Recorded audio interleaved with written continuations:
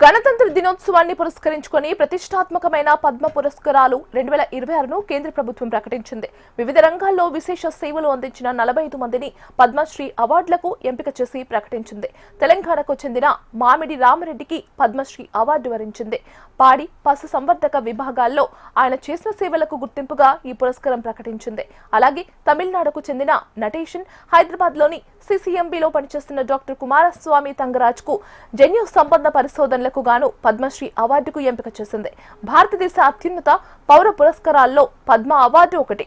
ప్రతి ఏడాది గణతంత్ర దినోత్సవం సందర్భంగా పద్మ పురస్కారాలు ప్రకటించబడతాయి.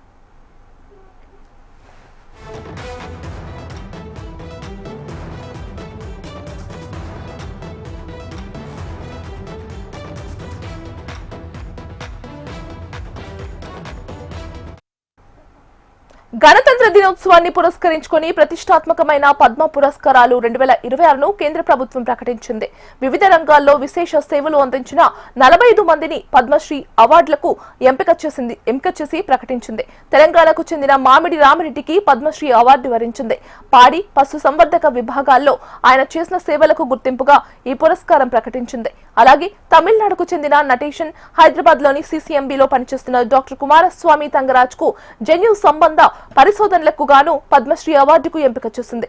భారతదేశ అత్యున్నత పౌర పురస్కారాలలో పద్మ అవార్డు ఒకటి. ప్రతి ఏడాది గణతంత్ర దినోత్సవం సందర్భంగా పద్మ పురస్కారాలు ప్రకటించబడతాయి.